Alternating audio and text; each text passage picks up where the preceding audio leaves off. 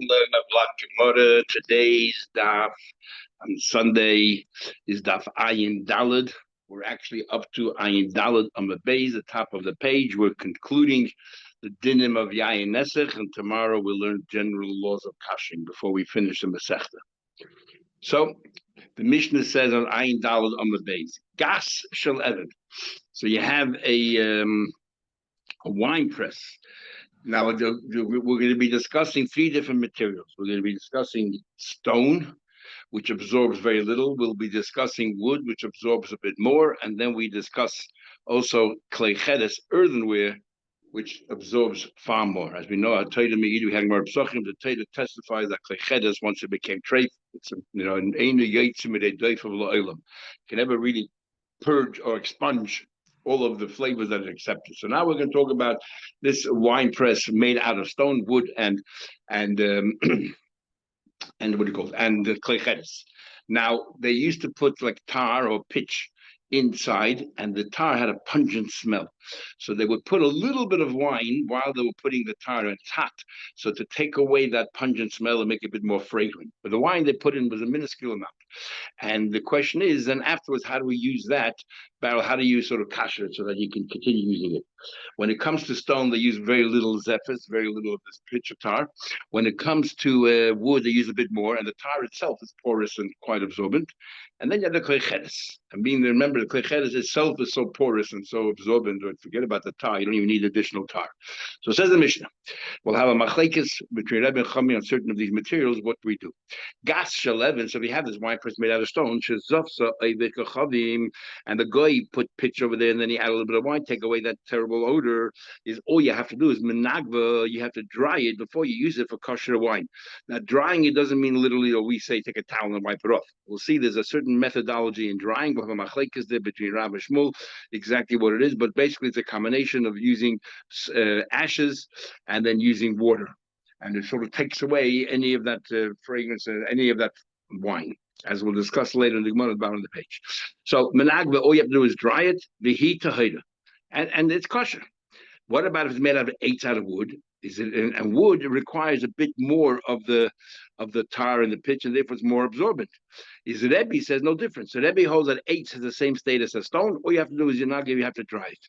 However, the Chachamim say no. Here it doesn't work. Yiklev as azefes. You have to peel off the tar. What about shalchedes? What about if it's made out of clay? Even if you remove entirely the tar, it doesn't matter. The chedes itself, the clay itself, absorbed so much that harezu asura remains awesome. Now, who actually is saying this? Is this the entire Mishnah? Rebbe will agree when it comes to chedes, or Rebbe does not agree? He argues on chedes as well. This is merely the opinion of Chachamim. The Gemara will discuss it later based on a brayso.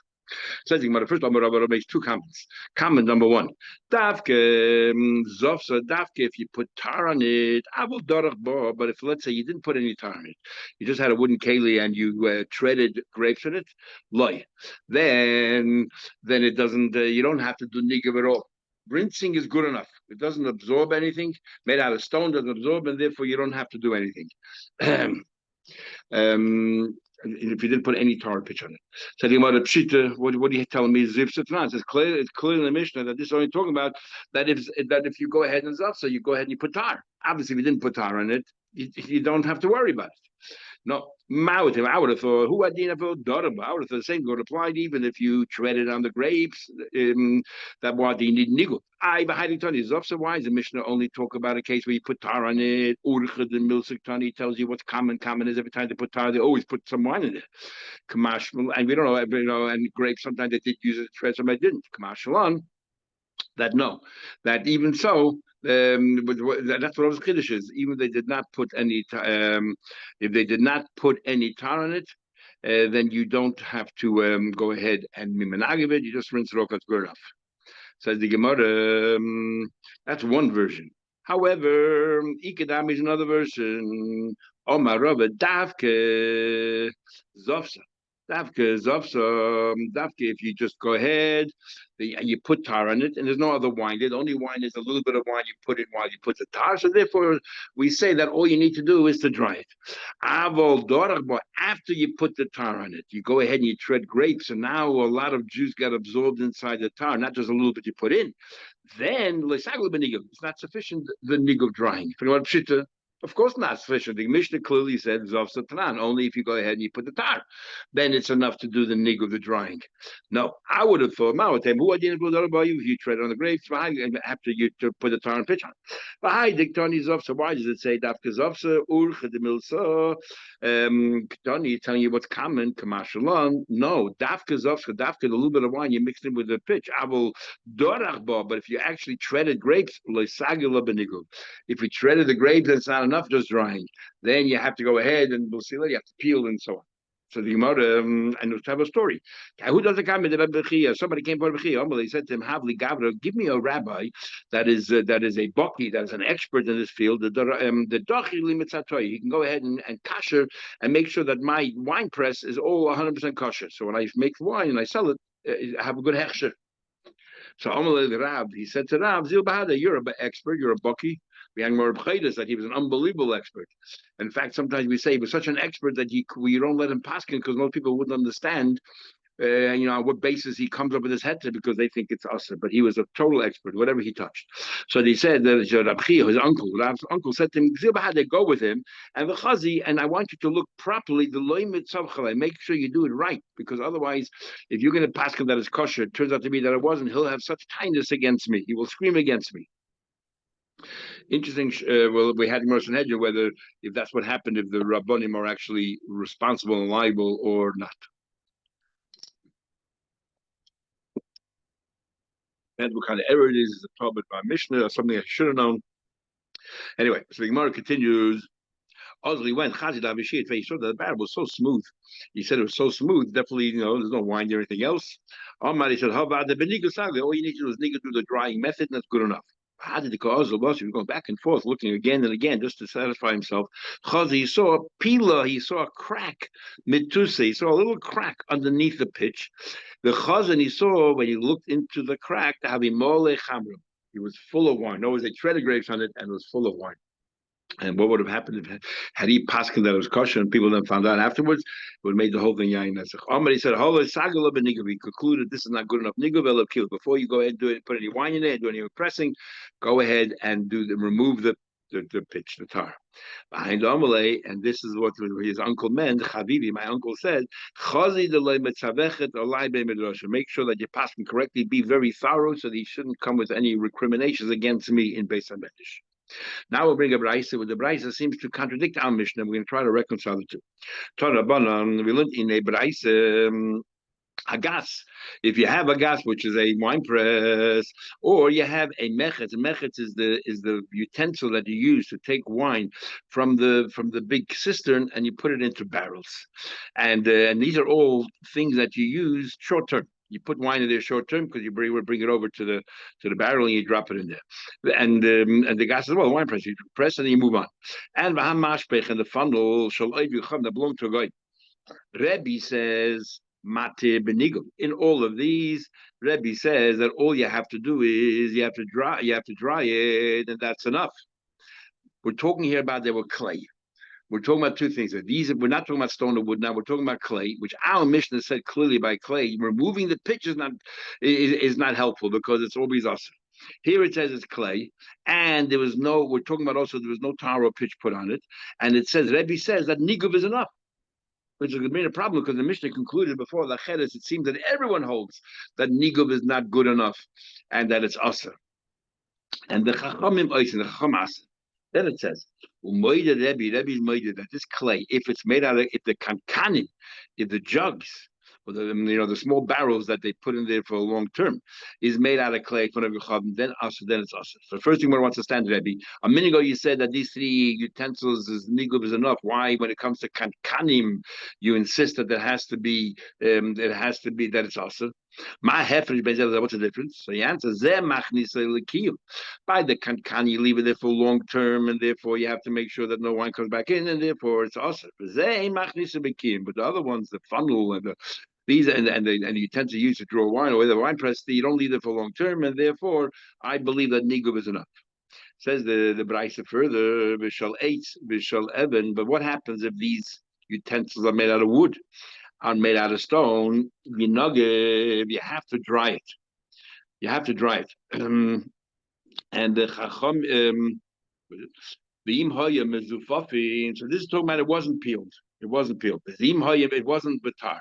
The Imhoya Mezufafin, but if it was, let's say, tar, we're talking about wooden kalim or stone kalim, which our Mishnah clearly said, it says right in the top of the Mishnah, that if it's, let's say, made out of stone, all you have to do is dry. If it's made out of wood, we had a machlekes Reb Nechamim. And here it says whether stone, whether wood. It is awesome. Contradicts our Mishnah, which can be a problem. Pretty much right away, the mother jumps at it. But now we learn our Mishnah Gash 11. If it's made out of stone, here you told me that it's awesome. And then our Mishnah clearly said a Gash from a stone. All you have to do is dry it. So what's the difference between it as kosher? Just dry it. So the Gemara, our Mishnah, and this Bryce is not talking about the same case. Masnis in the Mishnah is talking about the Lord Dorfa. The Mishnah is talking about there was no trading of grapes, only a little bit of wine that they used to make the tar, and therefore the Mishnah says menagba for stone it's good enough just to dry it. But the Bryce is talking about that after you put the tar in the pitch, the dorachba, you stepped on it, you tried the grapes, and now it absorbed a lot more. Then you take a need. Nigov is not good enough. Another question. It says in the Braisa Hagas. There's 3 utensils: the gas, the wine press, hamechetz, and that cake that you use to draw wine, and hameshapech, hamashpech, and the funnel. Shal the gechamim. Rebbe is matze benigov. Rebbe says drying is good enough. And we're talking now about kleicher. These are all made. These things. These 3 utensils now are made out of clay, and they were not with tar and pitch. And the chachamim. How can it be? We're talking about made out of clay. Our Mishnah said that even if you remove the pitch, the clay is forbidden. And here you're telling me, Maisa, that Rebbe says that drying is good enough. Chacham says to us, but Rebbe says drying is good enough. Yet our Mishnah seems to be going to everybody. But not time our Mishnah was made out of clay. Alpha pitch goes up. Even if you remove the pitch, how days was also. Rava says, Rava, Sefer the Masnisin Asal Rabban. Who told you that the conclusion of our Mishnah there is going according to Rebbe as well? Rebbe holds that even clay chedes, if you remove the tar and pitch, it's what do you call it? It's good enough, and all you need is to dry it. It's the chachamim that say that's not good enough, and our Mishnah follows a chachamim. Comes along the other Rabba Dashin, the Gaba. If you want to, let's say, go ahead and kasher these kalim, then artche, you boil up hot water.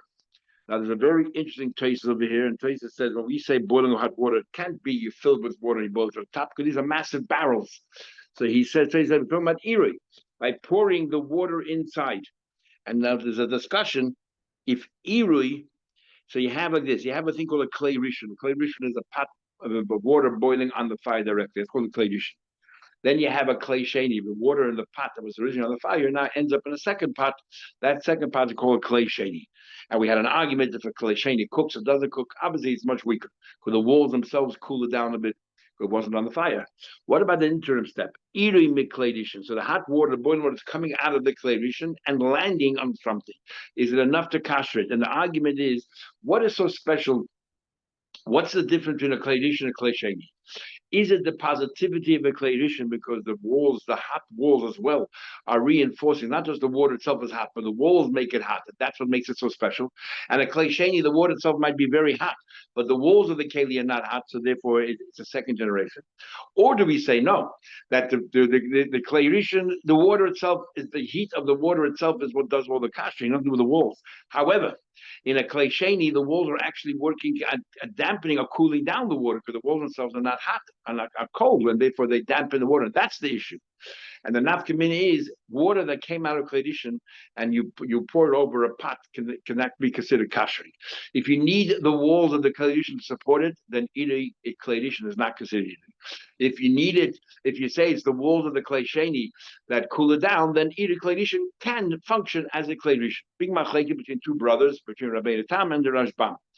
And this also is big enough community regarding the laws of Shabbos. That's what we have. Our custom is that we don't make coffee until we have a clay sheni. So you have the first cup is a clay rishon, then you pour in a clay sheni, and then you put in all the other things that you want to put in. Rugas habaysim, a few others are machmer clay shlishi, but we generally do a clay sheni. But one opinion says in Hilchos Shabbos, once you can put everything in the cup and then pour from your urn into there, because that's only eater and eater is not mavashal. Unless it's kali bishul things that cook very quickly, and others say no, that iri kledishin is just like a kledishin. So generally, we're machmer in both places. When it comes to kashering, we don't follow. When it comes to Shabbos, you do. And there's a third opinion that says that either kleidish cooks, but only kadei klifa, only the surface. So as far as kashering is concerned, it can't kasher because it doesn't penetrate the entire walls of the keli that became treif. But as far as Shabbos is, the fact is it cooks the exterior, the surface, and therefore you're cooking a Shabbos. And it's all based on this little Gemara here. That Rabbi, not all based, but one of the Gemaras we talk about is Rabbi. It says Gaiva Artachi, that that you can kasher these big pots, which is impossible. And even though, according to those who hold that Edie does not kasher, so how can the Gemara say it's not kasher? Because Yain Nesach is different than treif or Shabbos because it's cold. Remember, all the wine is cold that you keep it, you store in there, and therefore it's easier to kasher. Maybe that's why Edie is good enough, but everywhere else Edie is not good enough. Then you want to further. Omar Rabba says Rabba can be mishad the gulfi harfanya when he sent empty vessels to a city called Harfanya. We're talking about vessels to be used for wine. Sochilu, what he did was he wanted to make a double sign that nobody, the guy shouldn't tamper with it. So first of all, Sochilu Pamayu, he went ahead and he turned the pot over when he put it into the bag. Usually you put the bottom of the pot in the bag and then you tie it on top. Here you turn the pot over so the opening of the pot was facing downwards. That's already one sign. And then you made a knot on top. That's like a double sign. You made a double sign for an empty pot. And then he went and tied it up beside you on the other side. Somebody holds. He says that anything that it could be used for store, long store, even though the guy, if he would have used it for his wine, was only be temporary because till he delivered it to that person. But since it could have been used for long term, I feel if he goes about it, even though using short term, we were guys. Okay, now the Gemara wants to know what's this methodology we're talking about drying? What's drying? How do you dry them? How do you dry them? Rav Amar b'mayim, water. You use water, and Rav Barachona says be'efer you use ash. So the Gemara asks a question. Rav Amar b'mayim be'efer only water. How does water cash without ash? And Rav Barachona be'efer ash b'mayim and wash it in ash without water. How does that clean it? Ella Rav Amar b'mayim. Rav says water. What he says you put in water first and then you put in ashes. And Rabba Barbachana says no, le'efa, first you put in the ashes, who hadin lemayim, then after you put the water. And furthermore, even though Rab says that first you put in the water then ashes, and Rabba Barbachana first you put in the ashes and the water, they're not even arguing. You're talking about two different situations. Well, like Pligi. What are they arguing? If it's all still moist, you have to first dry it. So you first put in the ashes. That's how you put in the ashes, and then you put in the water. And the Rab is talking about a case. He's talking about a case where it's dry. So if it's dry, so first you put in the water to make it a bit moist, and then you put in the ashes. And you rinse it all out. Says the Gemara. Now we have an interesting argument. Itmar Bei Rav. We learned that in the yeshiva of Rav, Mashmei Rav Never Rav. Amri, they say Tarti plus. Sometimes you have two stages, and sometimes you have three stages. When they have two stages, if, for example, it is if it's dry, so let's say if it's wet, first you put in ashes to dry it, and then you put in water. And if it's dry, first you put in, if it's dry, first you put in water, then ashes, and then water. That's Rav. And Shmuel says no. He says, Tlas v'dalet. When it's moist, he says you put in three. What do you do with three? You put in ash, then water, and then ash. Shmuel holds you always need twice ashes, two ashes. So in the case where it is, wet, Shmuel, in the case where it's wet, she sort of so you have it wet. We have ashes and water than ashes. In the case where it's dry, he says that you do is you put in ashes. Dry, you put in water, ashes, water, ashes. Because he holds you have to have twice ashes. That's the Gemara. But if it's wet, then everyone agrees. Rav agrees. If it's wet, first you put in ashes to dry it, then water, then ashes. So when it comes to wet, everyone agrees. Rav and Shmuel agree that but if it's wet, you have to first put ashes in, then water, and ashes. You have double ashes, but for two different purposes. The first ash you put in to sort of dry it up, and then you have the procedure of water and ashes. But where they argue is in a case where it's dry. According to Rav, dry ashes, water. Sorry, in case it's dry, water, ashes, water. That's good enough. According to Shmuel, no, water, ashes. You have to have ashes twice to make it to remove to extract all the wine from there. It says the Gemara. We just learned the way it's said in the surah. But this is a little bit different. Rav says in the name of Rav, Tlas Dalad, that he says Tlas Dalad. What do you mean 3 and 4? Because we're going to count the water at the end. You always end up with water to rinse it off. So Rav says that if it's for example, it is dry, we put in water, ash, water. If it's dry, is water, ash, water. So you only have one ash. But if it's moist, then it's 4. What is it for? If it's moist, you put in ashes to dry it, then water, and then ashes to do the job of extricating any wine there. And then you put water in again, because we're going to include the final rinsing with the final water. And Shmuel, so this version, it doesn't argue with the first version, they're just adding the last step of the procedure, which is water. Well, Shmuel says, Dalad Vehei. Shmuel says 4 or 5 times. He said, I agree with Rab that if it's wet, you put in ash, then water, then ash, then water. I agree with that. But if it's dry, that's where I disagree. He says if it's dry, all you need is 3 times, right? You put in water, ash, water. I say if it's dry, we do water, ash, water, because I hold you need 2 ashes. And these 2 versions are not arguing because the first version, the second version includes the water, the last step of the way, which is to rinse it off. Long Rashi, very interesting. Rashi brings here, he has a dilemma sort of. He learned the Gemara 2 different ways, one way from his teacher and one way from his father. And the way I just told you right now, which is that the 2 Ikadamis are not arguing, but Rav Shmuel are arguing, is a version of his father. And he says that the version of my father is better than the version that I heard from my teacher. I'm going to follow the version of my father. Okay, let's just go a few more lines. The Gemara. That's a boy question. Ani Gorni Darmoi asked the question that these Gorni Darmoi is sort of like a mesh thing that's holding the grapes in place. When you tread on it, they shouldn't go flying everywhere. So what's the din? How do you kasha that? Amalei said to Babu, which in the we learned. How did Gita we learn what happens if your wine press or your base badavi olive press or tame or big glass of tide, you want to make a toy? What do you do? What do you do? So it depends. Now, when we say gas and base of bad, we're not just talking about the gas, we're talking about all the parts of it as well. For example, adapting the board that you use to press on it, or adoshin, and the board that you use that you step on the grapes, you tread on them, or halulavim, the broom that you use to sweep all the grapes away. And also regarding the net that's around it, or some basket with the rashis, another shot where they used to put the leftover, the residue of the grapes, the remnants of the grapes.